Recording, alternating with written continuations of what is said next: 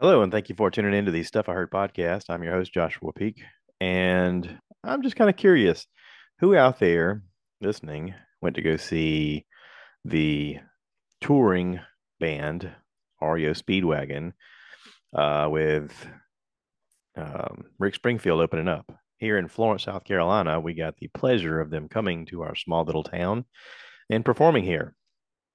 This is kind of interesting for us because we are a small town. I mean, I remember moving here in the mid 80s and there wasn't much going on. And here in 2024, there's still not a lot going on, although our town is growing and we're getting more restaurants and that sort of thing. But as far as like entertainment stuff, we're still kind of new to people even thinking they could come to Florence, even though they pass by Florence all the time. Um, Florence is weirdly situated halfway between New York and Miami. And if you're coming to Myrtle Beach, you're going to come through Florence. If you come from anywhere out west, because I-20 dead ends right at 95, and you got to come through Florence to go to Myrtle Beach. And we all know Myrtle Beach is like one of the top tourist destinations of the East Coast. So um, it is kind of interesting that it's taken this long for people to find Florence as a destination of where they want to perform. I remember a few years ago, I got to see Bert Kreischer perform here in Florence, and I remember thinking, wow, I've always had to travel like at least 4 hours away to see him.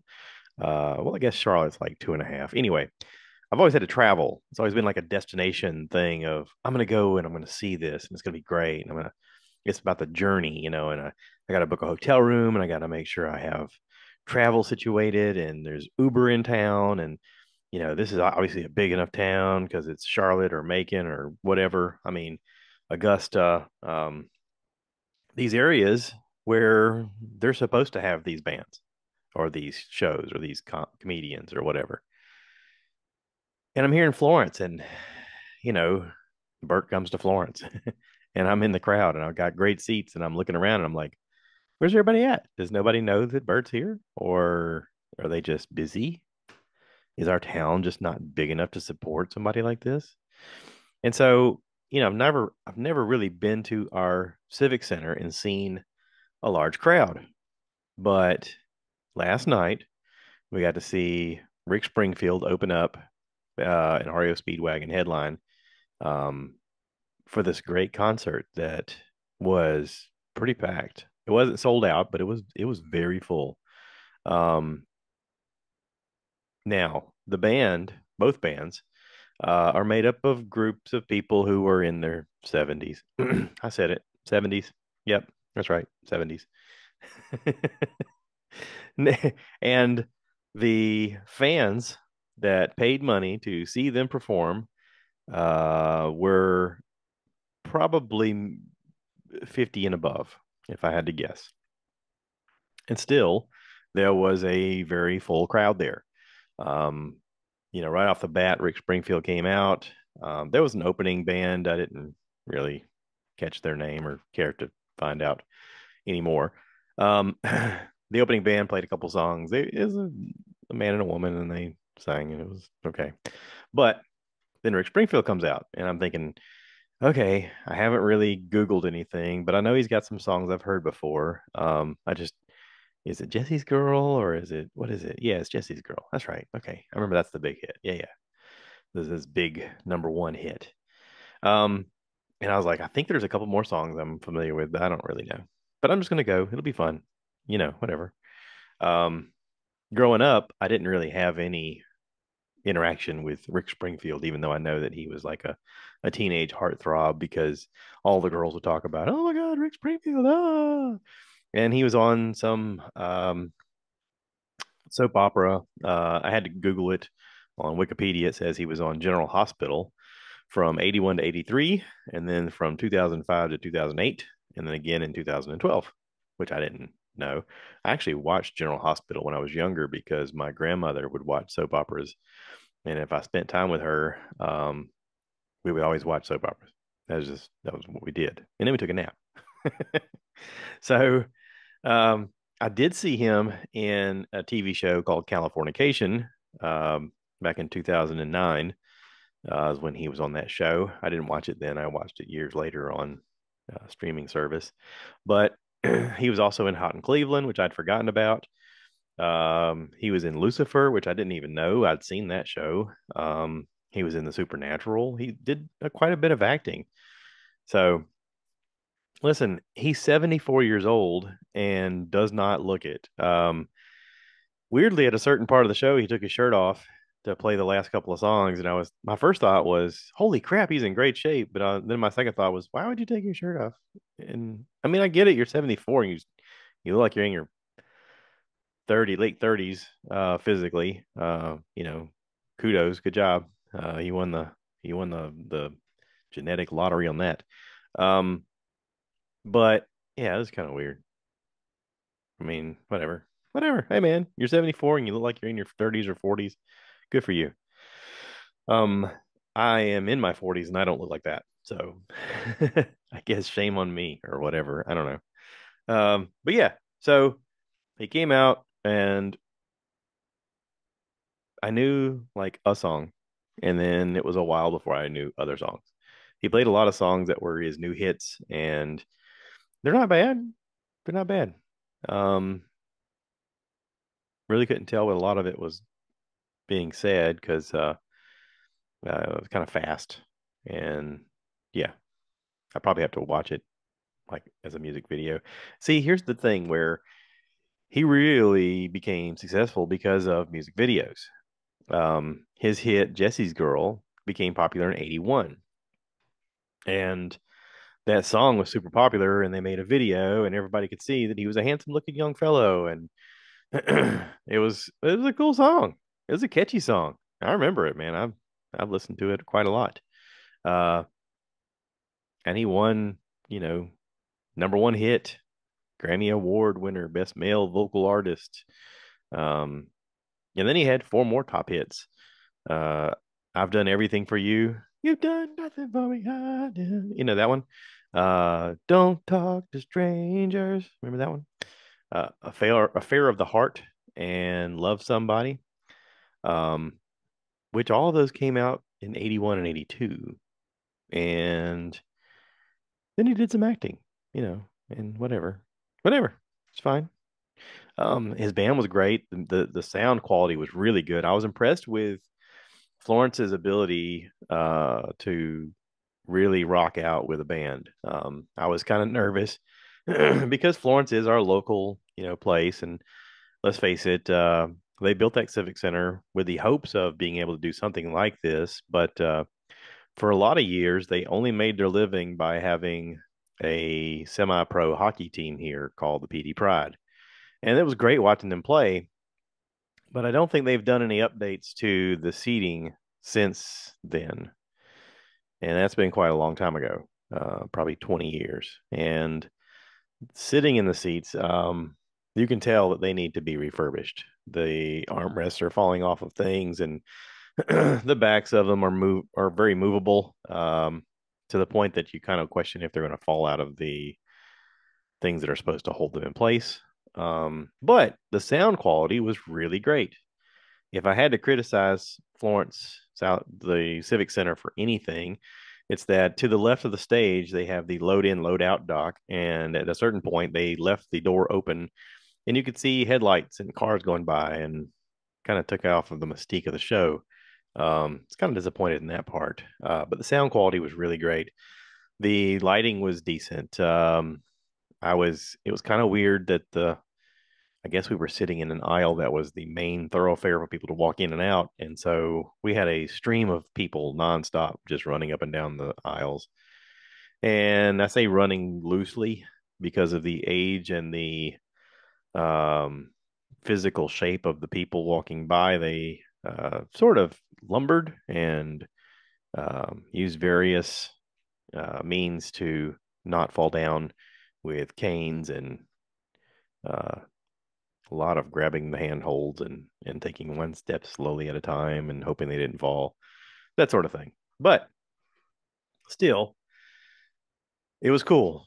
Rick Springfield rocking out in Florence. I was like, all right, right on. So then, after Rick Springfield left the stage, REO Speedwagon took the stage. And listen, I'll be honest, I couldn't think of a single REO Speedwagon song. I was just like, I know they sang a lot of stuff because my stepdad had the records and the records had the cool artwork on it. And I remember listening to some of it, and I remember somewhere along the way hearing them on television shows or movies as background music. And I was like, I just can't picture it. I don't know, but I know I'm going to have a good time because it's got to be great. They're REO Speedwagon. I mean, who doesn't know REO Speedwagon? Well, so I did Wikipedia on REO Speedwagon, and here's the interesting part: is the band formed in '67, and since then has had many variations of band members. Um, if you read about them, they started off in Champaign, Illinois, from a group of kids that all went to the same school, and they just kept changing over the years. Um, it's interesting because it's kind of like a lot of bands that you learn to love when they're first started off, and then they morph and change and add members and change members. And you want to say that, oh no, no, I'm into the band, and okay, but that's hard to do whenever the band members change a lot. And this did. It had to because of the different interests in the groups and the different abilities. And they're made up of people, and people change, and people have different interests, and people, you know in one instance said, he left the band because he became a Christian. I don't know what that's supposed to mean. Why would you leave a band if you're whatever? You could be a Christian and be a lead singer of a band, but whatever, it's fine. um but yeah, they had huge hits, uh right off the bat. Let's see, I'm scrolling as I go. Keep on loving you. Can't fight this feeling. I can't fight this feeling any longer. They had a lot of hits. I mean, I was amazed. I was reading the stuff here. Riding the Storm Out. I don't know where I've seen or heard Riding the Storm Out, but it may have been something in a movie that really got me excited, or it may have been my stepdad who listened to it in his car really loud. But I always loved that song. I don't know why, but anyway, I dug it. It was fun. The band was fun, and listen, the lead singer, I looked him up. The version that they have now, he's been the singer for quite a while. He is 72 years old, so I got a picture. Okay, they're forming this tour, and if you look at their history, they've teamed up with bands like Styx and Chicago and Loverboy and stuff like that, to do their tours. Bands that are around the same age, and they can tour together, and they have a good time, and they're similar interests and that sort of thing, and same kind of crowds that love to come to their shows, which is true. I mean, all of that's true. Um, but yeah, coming out of the gates, you get Rick Springfield, super high energy, really a one-hit wonder. Let's face it. I mean, that's kind of what he is. But puts on a heck of a show, gets you entertained. I didn't know a lot of the songs, but I was still entertained. There was only a few that I was just like, okay, whatever. But for the most part, put on a great show and got people entertained, and kept people into it. Um, I noticed one of the biggest differences, though, is that he is a rock star, and he has a band behind him. And there's moments where they're showing like a music video behind on the screen, and he includes the band, but it's Rick Springfield. Like, kind of like REO Speedwagon is a band, Rick Springfield is the act. So it's sort of like, hey, I am the draw, so put the spotlight on me, not on the lead guitarist over here doing his thing, but on me. I'm the guy. I'm gonna dance around, and I'm gonna sing, and I'm gonna take my shirt off, and I'm gonna do that. And you guys are gonna Google me later and talk about it everywhere, probably on your podcast, about me being 74 and still being able to rock it. And here we are doing that. Okay. And then you go to REO Speedwagon, and they're all really, really fantastic music artists, but it's not a person, it's a band. So the band all has the spotlight on them, and they're all performing incredibly well. And it's impressive. It's very impressive. Um, they sang two songs right off the bat last night to kick it off, where I knew both of the songs. I could sing along. And then they played about, I don't know, six songs that I never heard before. He even says a comment. He's like, all right, this was on our album from '72 on the B side, and sing along if you know the lyrics. And I'm like, what? I was born in 74. I don't know. I mean, granted, I was probably one of the younger people in the audience. Um, but I mean, I'm turning 50 this year and I was like, so I just listened. I was like, okay, yeah, this is a song. Yep. I'm sure it means something to them. Which the guy did stop and talk to the audience and talk about how, you know, he got to walk around Florence and eat some food and go shopping and talk to people. And, it was a lot about just talking to people and building community. And I like that. I thought that was all positive. So anyway, had a great time. Lost my voice last night at a certain point, singing along. It was a lot of fun. We got to go with friends. We got to see friends in the crowd, and all of that was a lot of fun. So, yeah, if you have the chance to go see a band in your area, check it out. And especially if you have a chance to help your smaller venue see things, try to do it because it kind of encourages other people to show up to your town. Maybe people you're super into. I've never paid money for Rick Springfield or REO Speedwagon music. Never. But but I could see downloading a few songs just to kind of rock out in the background of being like, oh yeah, I have that memory. Because, music ties your brain into memories and such. But with the success of the show, maybe they get to book other bands, or maybe this band comes back and rocks out again, and maybe it brings a bigger crowd. Who knows? A lot of it is getting the people in your community used to going to the thing. My buddy Greg lives down in Albany, Georgia, and he made a comment that he realized that him and his wife just needs to go to everything that comes to their town because eventually it'll mean that bigger bands will come to their town, and it did. Um, Got to go down there and watch Collective Soul play, and that was pretty cool. But yeah, it's one of those things where success breeds success. So support local artists, support big artists coming to your local area. And, we live in this digital click and point generation where everything you want can be had right now. And literally, we're in a position where some of the biggest bands are traveling and could be in your area. REO Speedwagon's inducted into the Rock and Roll Hall of Fame, and they came to Florence and played well, played really well. So, yeah, it could happen. Who knows? I might be able to see Pearl Jam here one day. Who knows? It could happen. I mean, they play everywhere else in the world.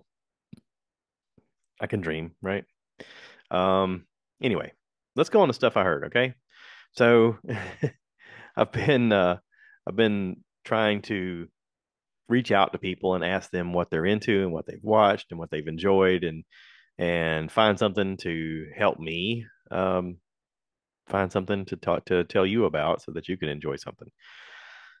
So talking to a friend of mine, Quade, at work, we were discussing John Cena. I don't know how we got on the subject of John Cena, but we were talking about John Cena, and he was like, "Hey, have you seen these movies where he's on like vacation, and he bumps into these guys, and they become friends on vacation, and then it just gets crazy after that?" And I was like, "What?" And we Googled it. Couldn't remember. He said he couldn't remember the name of it. We looked it up, and it's called Vacation Friends. And I came home and looked it up where I could see it, and it's on Hulu right now. But here's the rundown of the movie. Marcus and Emily enjoy an unusual week without inhibitions when they meet new friends on vacation, but they are horrified when Ron and Kayla show up uninvited to their wedding.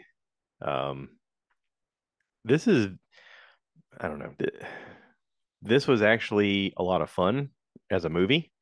Um, John Cena, to me, impresses me every time I watch him do any acting because you can tell that he's getting better and better at acting. I've been watching him in a lot of things lately. Um, you know, Peacemaker on HBO is one of the examples of him playing a very flawed, supposed to be superhero, but is he a superhero? He's kind of weird, he's kind of messed up. He looks like the guy that you literally fashion out of a idea of what a superhero wrestler, pro wrestler turned actor look like, and yet he's awesome. Uh, he was in the Marine Corps. He became a wrestler, um, you know, an actor, and the rest is history. And this impressed me because he has a ton of dialogue that he has to learn, and also sort of change as the show goes on. Um, but not necessarily change himself. He changes the other people around him to think and be like him. And I know that sounds kind of weird, but it was interesting to watch. I enjoyed it. I enjoyed it. To me, the main character, Marcus, is very precise and planned and sort of stuck up and crazy about his own life in a very controlling way because he's so scared that things are going to go wrong. And then he meets him and his, fiance, they meet this couple who's just living free and just by the seat of their pants, making it somehow. And then you find out there's more depth to these people and there's more about who they are. And together they become a better version of themselves because they kind of rub off on each other. And yeah, I enjoyed it. I enjoyed it. So I enjoyed it so much that I thought, hey, that was so great. I'll watch Vacation Friends too, because there's a second one. Because somebody was like, you know what? Let's give them a second one. Now, the second one, they brought more actors. You got Steve Buscemi and Ronnie Chang. He's a stand-up comedian. Um, and right off the bat, when I'm watching this, my first thought was, you didn't need to make a second one. The first one was fine. This one's trying too hard to be everything and nothing all at the same time, and it's just I don't know, it was too much. I did like Rodney Chang in this. I thought he was great. Didn't care for Steve Buscemi's character at all. The story was kind of roughly thrown together. John Cena still brought it. He was still excellent in this. Um, Lil Ray Howery, I guess, plays Marcus. He was still great. The cast was still great. Everybody did their parts really well. It's just the story was kind of piecemeal together. But anyway, so Vacation Friends, check it out on Hulu. All right. So then, discussing what I could watch with friends, I was talking to somebody and they said, have you seen this show? It's on Netflix right now. It's called Resident Alien. And I was like, what? And it's got Alan Tudyk in it. I hope I'm pronouncing that right. Tudyk. Um, I've seen him in a ton of things. He always plays a very interesting character with crazy voices and such. Um, A Knight's Tale, Dodgeball, Firefly, Moana. He did one of the voices. What was the TV show? I'm trying to look this up as I go. Um, yeah, ton of stuff. Check him out. But this show kept showing as like you may like this, and of course Netflix kind of knows me. I mean, let's face it, we're basically buddies now. So this show, it shows this guy, and here's the rundown of the show.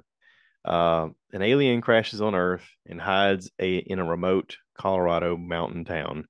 After assuming the identity of the town doctor, Harry Vanderspiegel, his nefarious mission to kill all humans is threatened when he realizes one of the townspeople, a 9-year-old boy, can see his true alien form.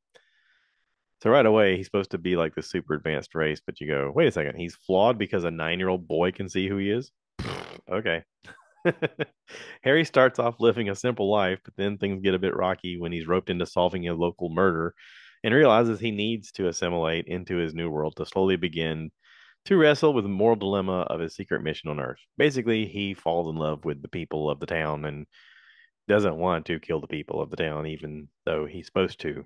Um, it's a comedy. Like this is actually really funny. It's got a 97% on Rotten Tomatoes. There's 3 seasons out. There's 3 seasons out? I've seen 2 seasons. Two of the seasons are on Netflix. I don't know where the third season is. But I like the show. I like all of the characters. They're all very entertaining in their own special way. Linda Hamilton is in this. Remember her? Yeah. Sarah Connor from Terminator. Yeah, Linda Hamilton is in it. So great cast. Even the kids are great. The story's interesting. It's kind of silly. Obviously, there's some filler episodes where they're just passing time. But overall, the special effects are pretty cool with him as an alien and being able to shapeshift. And it's weird because the boy can see him as the alien. So there's times where he's just wearing like normal people clothes and he's got the alien face on because you're supposed to be able to see what the boy sees. And then there's other characters that can see him. There's another guy that pops up who's supposed to be an alien hunter and he can see that he's him. And yeah, I don't know. The overall thing that I got from watching this show is that everything seems alien until you talk to them, until you talk to a person, right? We all have preconceptions of what is going on, and we all think we know the answers, and we all try to speculate and think that it's us versus them, and those are the bad guys, we're the good guys, and all of that stuff until you talk to people, and then you realize you have something way more in common with them than you think, or you actually find out that you like them. And that's sort of the message for everybody. I mean, we all feel alienated. We all feel like we are outsiders until we're not, until we're part of a community, until we're part of a group of people who understand us and like us, even though we have flaws and even though we may look different or act different or um, think differently. So I like the show. I think the show is smarter than people give it credit for.